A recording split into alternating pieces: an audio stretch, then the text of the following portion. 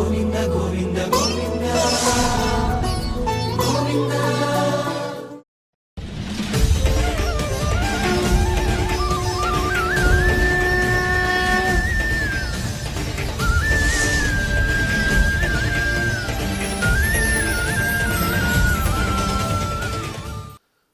నమో వెంకటేశాయ. ఏడుకొండలవాడ వెంకటరమణ గోవింద గోవింద. శ్రీ శ్రీనివాస శ్రీ వెంకటేశ గోవింద గోవింద. కలియుగ ప్రత్యక్ష దైవం శ్రీనివాస పరబ్రహ్మ అనుగ్రహ విశేషంతో శ్రీమద్భాగవతంలో ఏకాదశ స్కంధంలోని విశేషాలు యథాశక్తి తెలుసుకుంటూ ఉన్నాం. నారాయణం నమస్కృత్య నరం చైవ నరోత్తమం దేవీం సరస్వతీం వ్యాసం తతో జయముదీరయేత్. సుఖయోగీంద్రుల వారు పరీక్షిన్ మహారాజునకు భగవల్లీలా విశేషాలను వర్ణించి చెబుతూ ఉన్నారు. నిమిచక్రవర్తి వృషభదేవుని పుత్రులు 9 మంది దగ్గర భగవత్ సంబంధమైన జ్ఞానాన్ని తెలుసుకుంటున్నారు. అందులో భాగంగా 3 వృషభదేవుని పుత్రులు ఈ నిమిచక్రవర్తి అడిగిన ప్రశ్నలకి సమాధానం చెప్పారు. ఇప్పుడు మళ్ళీ ఆ నిమిచక్రవర్తి మరో ప్రశ్న అడుగుతున్నారు వారిని. రాజోవాచ యథైతామైశ్వరీం మాయాం దుస్తరామకృతాత్మభిః తరంత్యంజః స్థూలధియో మహర్షే ఇదముచ్యతాం.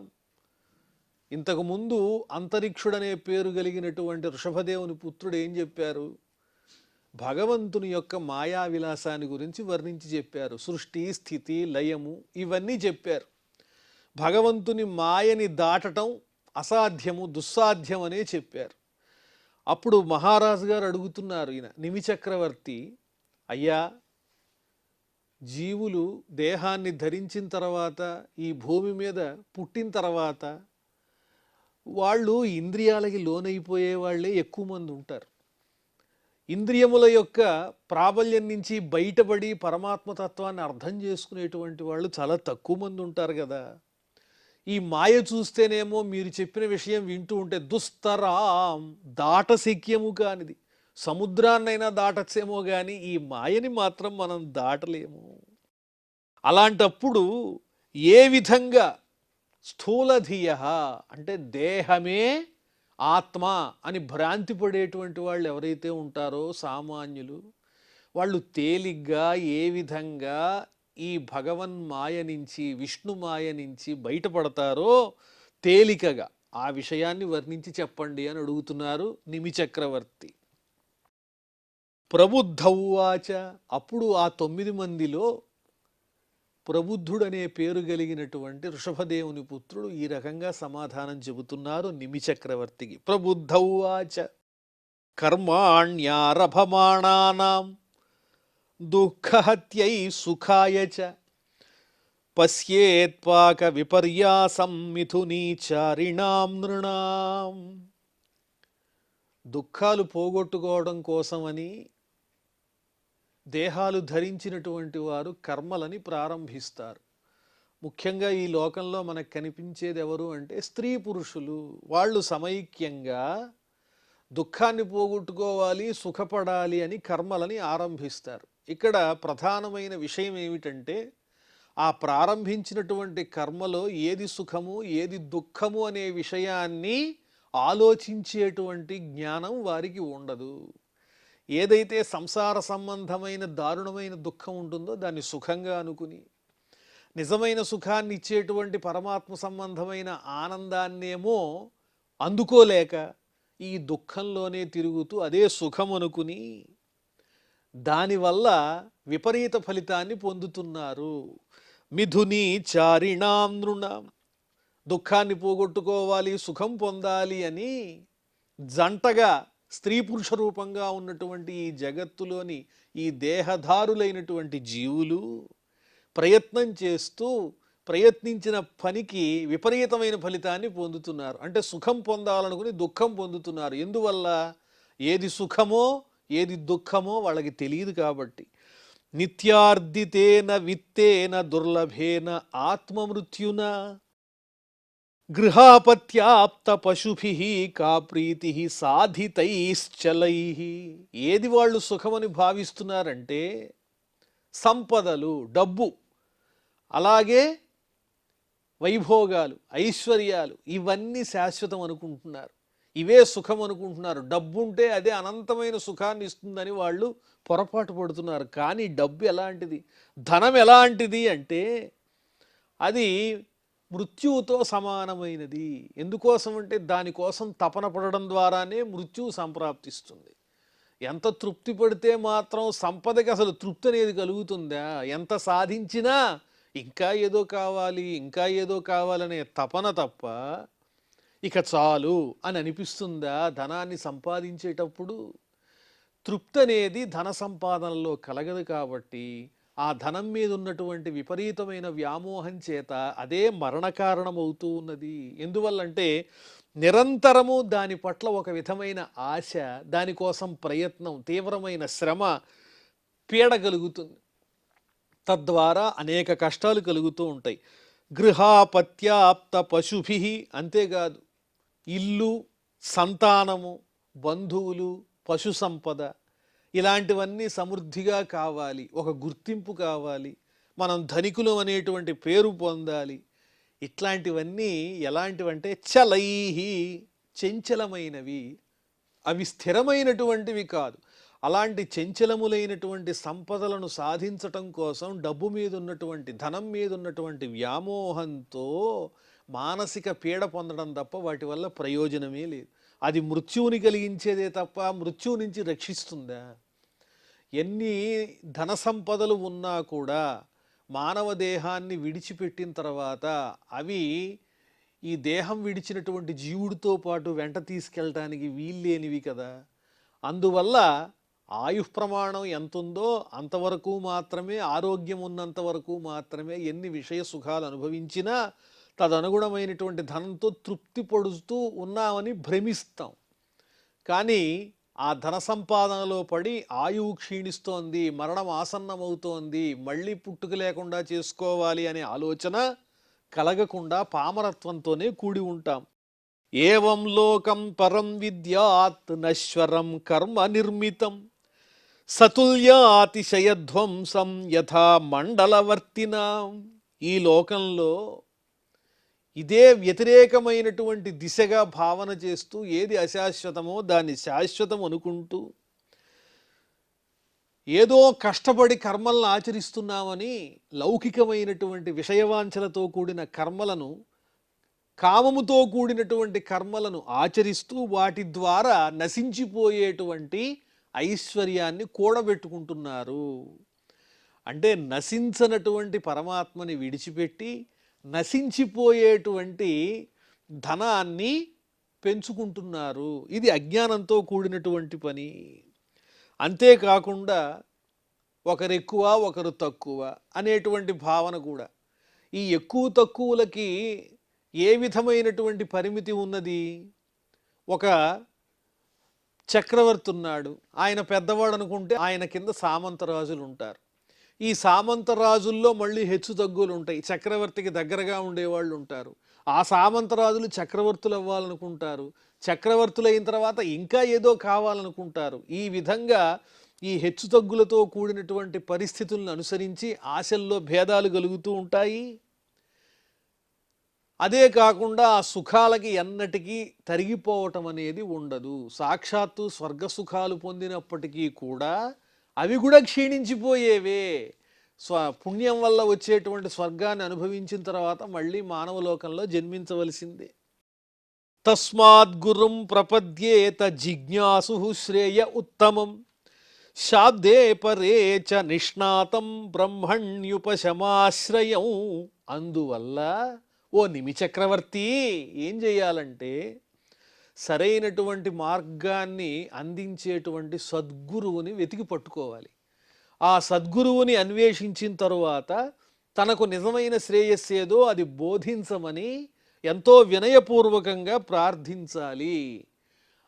ఆ చక్కని గురువు ఎటువంటి వారై ఉండాలంటే వేదములన్నీ తెలిసిన వాళ్ళై ఉండాలి, అదేవిధంగా పరమాత్మతత్వం పట్ల సంపూర్ణమైన అవగాహన కలిగినటువంటి ఒక చక్కని పండితుణ్ణి చూడాలి. శమధమాదులు కలిగినటువంటి వారు, ఇంద్రియ నిగ్రహం కలిగినటువంటి వారు, బాహ్య ఆంతరంగికమైనటువంటి నియంత్రణ ఎవరికైతే ఉందో అటువంటి సద్గురువుని ఆశ్రయించి వారి ద్వారా ప్రయత్నం చేసి ఈ విషయభోగాల నుంచి, ఐశ్వర్యాన్ని నుంచి పక్కకొచ్చి పరమాత్మ వైపు వెళ్ళడం ప్రారంభించాలి సద్గురువు యొక్క బోధ ద్వారా అని చెబుతూ, తత్ర భాగవతాన్ ధర్మాన్ శిక్షేత్ గుర్వాత్మదైవతః అమాయయానువృత్యా యైః తుష్యేదాత్మాత్మదో హరిః.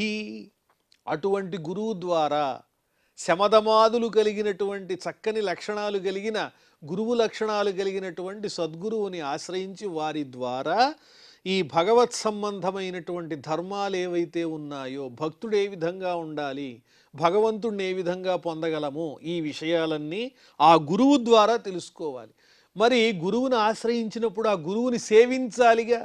ఎలా సేవించాలో కూడా చెబుతున్నారు. అమాయయానువృత్యా, కపటం లేనటువంటి చక్కటి స్వభావంతో, రుజుస్వభావంతో గురుపాదములను ఆశ్రయించి గురువే దైవము అనేటువంటి పద్ధతిలో నిష్కల్మషంగా వినయపూర్వకంగా సేవ చేస్తూ ఆ గురువుని సేవించి పరమాత్మ గురించి తెలుసుకోవాలి. అప్పుడు శ్రీ మహావిష్ణువు సంతోషిస్తాడు. అలాంటి వాళ్ళకి ఆ పరమాత్ముడు ఆత్మదః తనని తానే వారికి ఇచ్చి వేసుకుంటాడు. మీలో ఉన్న వినయ గుణము, గురుభక్తి, పరమాత్మని పొందాలనేటువంటి మీలో ఉన్నటువంటి శ్రద్ధ ఇవన్నీ నాకు నచ్చాయి కాబట్టి మిమ్మల్ని అనుగ్రహిస్తున్నాను, మీకు నేను వశుండవుతున్నాను అని పరమాత్ముడు తనకు తానే వశమైపోతాడు. సర్వతో మనసో సంగం ఆదౌ సంగంచ సాధుషు దయాం మైత్రీం ప్రశ్రయంచ భూతేష్వద్ధా యథోచితం. ఈ భగవన్మాయని దాటేటువంటి మార్గం గురించి చెబుతున్నారు కదా. సర్వతో మనసో అసంగం, అన్నిటి నుంచి మనస్సును వేరు చెయ్యాలి, అన్నిటితో మనస్సునకు ఉన్నటువంటి ఆసక్తిని విడిచిపెట్టాలి.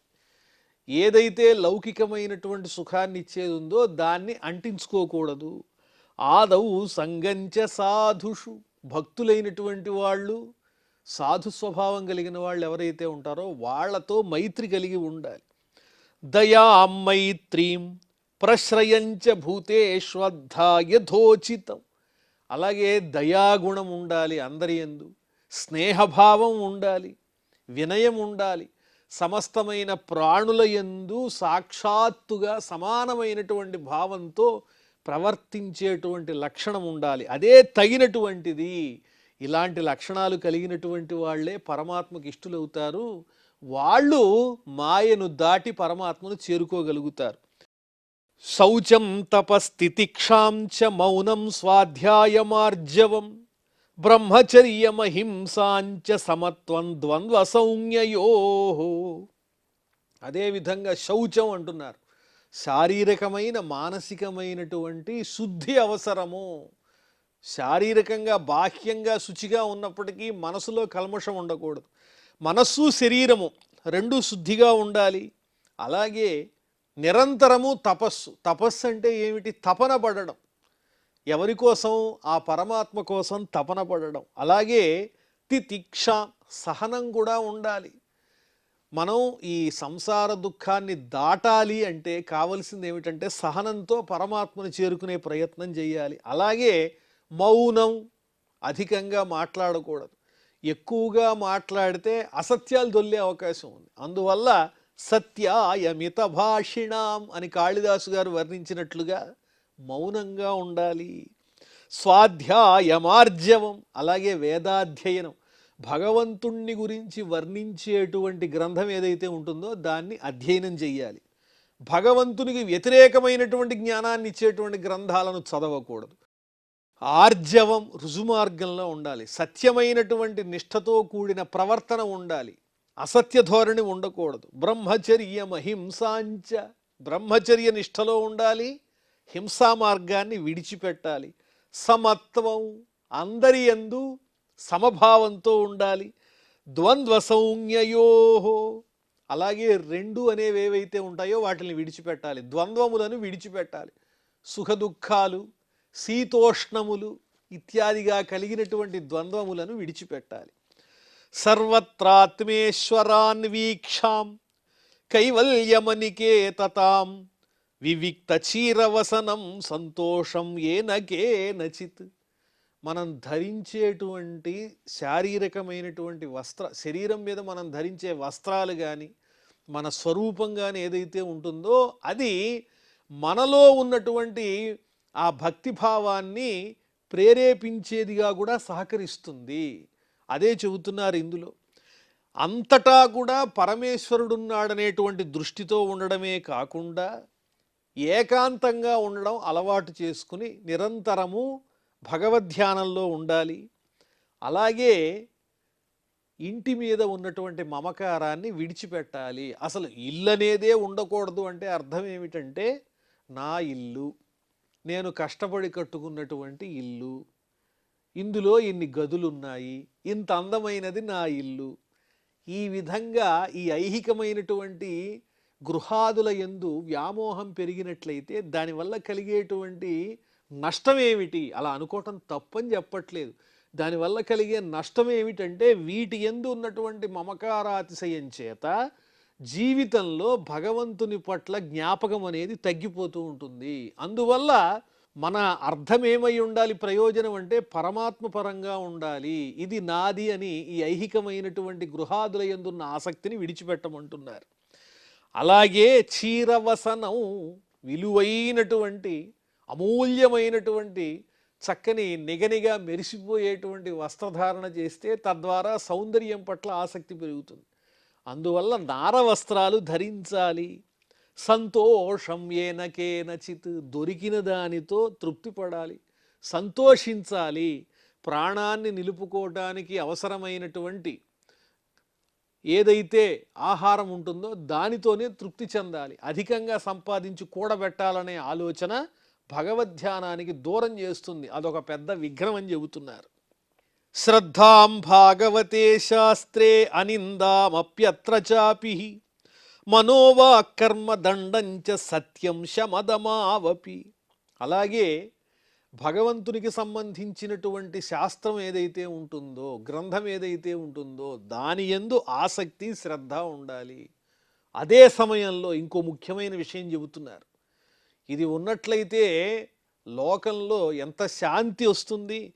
అనిందాం అప్యత్ర చాపి, ఇతరులకు సంబంధించినటువంటివి ఏవైతే వారు నమ్మేటువంటి విషయాలుంటాయో, గ్రంథాలుంటాయో వాటిల్ని మనం చదవకపోయినా నిందించకూడదు అని చెబుతున్నారు. అనిందామప్యత్ర చాపి, మనం చదివేటువంటి గ్రంథం ఏదైతే ఉందో అది మనకి పరమ ప్రమాణం అని నమ్మి మనం ఏ విధంగా ఆరాధన చేస్తున్నామో అదే ఉత్కృష్టమని భావన చేస్తాము.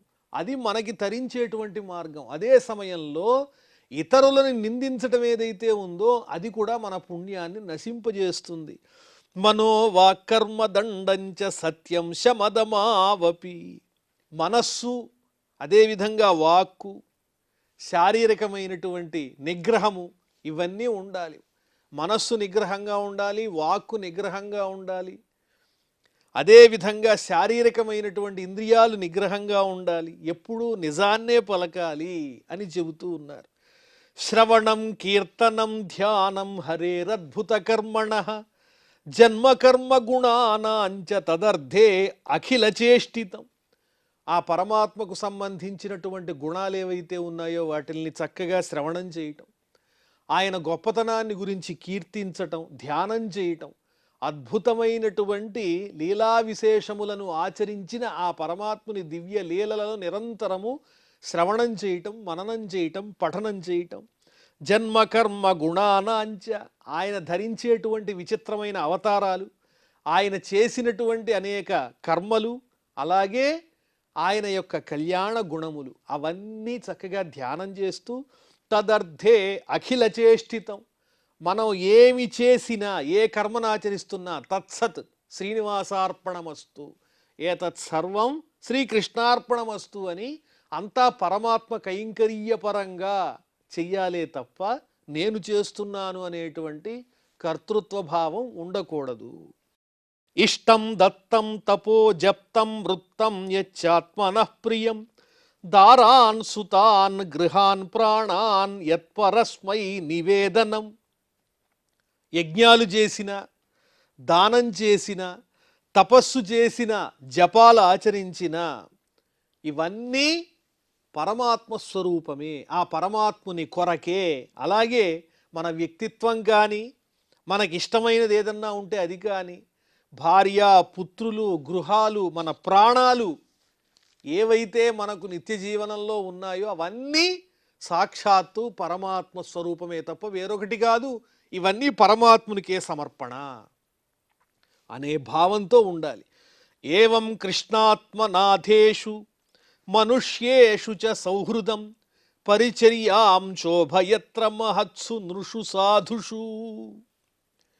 శ్రీ మహావిష్ణువే, ఆ శ్రీకృష్ణస్వామియే తనకి నాథుడు, వేరొకరు లేరు అని అనన్యమైన మనస్సుతో ఆ స్వామిని చక్కగా ధ్యానం చెయ్యాలి. మనుష్యేషు చ సౌహృదం, సమస్తమైన మానవుల యందు స్నేహభావంతో ఉండాలి, ద్వేషం అనేది పనికిరాదు. పరిచర్యాం శోభయత్ర మహత్సు నృషు సాధుషు. అలాగే స్థావర జంగమములు అనేటువంటివి రెండు రకాలుగా ఉన్నాయి ఈ జగత్తులో. ఆ రెండు చరాచరములన్నీ కూడా పరమాత్మ స్వరూపమే అనే భావనతో, సేవాభావంతో ఉండాలి. మహానుభావుల యందు, మానవుల యందు, సాధు సజ్జనుల యందు అందరి పట్ల అభిమానంతో, స్నేహభావంతో, వారికి సేవ చేసేటువంటి హృదయంతో ఉండాలి అని చెబుతున్నారు. పరస్పరానుకథనం పావనం భగవద్యశః మిథోరతి మిథస్తుష్టి నివృత్తిర్మిథ ఆత్మనః. అలాగే సత్సంగము, నలుగురితో కలిసి పరస్పరము ఆ పరమాత్మకు సంబంధించినటువంటి విషయాలను గురించి చర్చించుకోవాలి. పవిత్రమైనటువంటి పరమాత్మ యొక్క కీర్తిని ఉద్ఘాటించేటువంటి చక్కటి విషయాలను చర్చించాలి. అప్పుడు పరస్పరము కూడా ఒక విధమైనటువంటి ప్రీతి కలుగుతుంది, భగవత్ సంబంధమైన ప్రీతి. అదేవిధంగా తుష్టి, ఆనందం కలుగుతుంది. అలాగే నివృత్తి, సంసార విషయంలో ఒక రకమైనటువంటి విరక్తి కూడా కలుగుతుంది. సత్సంగం కావాలి. భగవద్భక్తులతో, భాగవతోత్తములతో కలిసి భగవత్ సంబంధమైన ఆయన కీర్తికి సంబంధించినటువంటి విషయాలను గురించి చక్కగా చర్చించాలి. స్మరంత స్మారయంతశ్చ మిథో అఘౌఘహరం హరిం భక్త్యా సంజాతయా భక్త్యా బిభ్రత్యుత్పులకాం తను. అలాగే ఆ స్వామిని గురించి చక్కగా స్మరిస్తూ, ఎదుటివారికి స్మరింపజేస్తూ, మనం జ్ఞాపకం చేసుకోవాలి, ఎదుటివాళ్ళు జ్ఞాపకం చేసుకునే విధంగా మనం గుర్తు చేస్తూ ఉండాలి. అలా చేసినట్లయితే విన్నవారికి, చెప్పేవారికి కూడా పాపముల యొక్క సమూహం ఏదైతే ఉంటుందో అదంతా నశించిపోతుంది. ఆ హరి నామస్మరణ మాత్రము చేతనే, ఆ భక్తిభావం చేత ఏం కలగాలి అంటే ఈ దేహమంతా చక్కగా పులకాంచితం అవ్వాలి, రోమాంచితం అవ్వాలి, ఆనందంతో శరీరం అంతా తన్మయత్వాన్ని పొందాలి. ఆ కళ్ళ నుంచి ఆనంద బాష్పాలు జాలువారుతూ ఉండాలి. పరమాత్మ గురించి సంభాషిస్తూ వింటూ ఉంటే ఆనందం కలుగుతూ ఉండాలి. అలాంటి భావాన్ని పెంచుకోవాలి. క్వచిత్ రుదంతి అచ్యుత చింతయా క్వచిత్ హసంతి నందంతి వదంత్యలౌకికాః నృత్యంతి గాయంతి అనుశీలయంత్యజం భవంతి తూష్ణీం పరమేత్య నిర్వృతాః. ఈ విధంగా సత్సంగంతో ఆ పరమాత్మ యొక్క దివ్యమైనటువంటి కీర్తితో కూడిన గాథలను శ్రవణం చేయటం ద్వారా, పఠించటం ద్వారా, 10 మందికి చెప్పటం ద్వారా ఏం జరుగుతుంది అంటే ఈ హృదయం పరమాత్మమయమైపోతుంది. ఆ పరమాత్మమయమైపోయినప్పుడు అలాంటి వాళ్ళు ఒక్కోసారి పరమాత్మతో వియోగం కలిగినట్లుగా భావన కలిగి రోదిస్తూ ఉంటారు. ఇంకోసారి ఒక్కొక్కప్పుడు ఆ పరమాత్మను చింతిస్తూ నవ్వుతూ ఉంటారు, ఆనందిస్తూ ఉంటారు. ఏవో అలౌకికమైనటువంటి మాటలు మాట్లాడుతూ ఉంటారు, నాట్యం చేస్తూ ఉంటారు, పరమాత్మని తలుచుకుంటూ పాటలు పాడుతూ ఉంటారు, అలాగే ధ్యానిస్తూ ఉంటారు. ఇన్ని రకాలుగా పరమాత్మను అనుభవించిన తర్వాత మౌనాన్ని వహించి ఆ పరమాత్మనే పొందుతారు. ఆ పరమాత్మ అనుభవంతోనే తమ జీవితాన్ని నింపుకుని మౌనాన్ని పొందుతారు. ఇతి భాగవతాన్ ధర్మాన్ శిక్షన్ భక్త్యా తదుత్థయ నారాయణ పరో మాయాం అన్యస్తరతి దుస్తరాం. ఓ నిమిచక్రవర్తి, ఈ విధంగా భాగవత ధర్మాలను ఎవరైతే అనుసరిస్తారో, భక్తితో ఉంటారో, వాళ్ళు ఈ భగవత్ సంబంధమైనటువంటి మాయని తరించి ఎంతో తేలికగా నారాయణ పరులవుతారు. ఆ శ్రీమన్నారాయణ మూర్తిని గురించి తెలుసుకోగలుగుతారు అనడంలో ఏ విధమైనటువంటి సందేహము లేదు అని చెప్పి, ఆయన ఆ వృషభదేవుని యొక్క పుత్రుడు ప్రబుద్ధుడు ఎంతో చక్కగా ఆ నిమిచక్రవర్తికి భగవత్ సంబంధమైన మాయను దాటేటువంటి అంశాన్ని గురించి విపులంగా వివరించి చెప్పారు. మరి ఆ తరువాత విశేషాలు మనం మళ్ళీ తెలుసుకుందాం. ప్రస్తుతం క్షమా ప్రార్థనాదులతో ఈ కార్యక్రమాన్ని పరిసమాప్తం చేసుకుందాం. అథ క్షమా ప్రార్థన. యదక్షరపదభ్రష్టం మాత్రాహీనంచ యద్భవేత్ తత్సర్వం క్షమ్యతాం దేవ నారాయణ నమోస్తుతే. శ్రియః కాంతాయ కళ్యాణ నిధయే నిధయేర్ధినాం శ్రీవేంకట నివాసాయ శ్రీనివాసాయ మంగళం.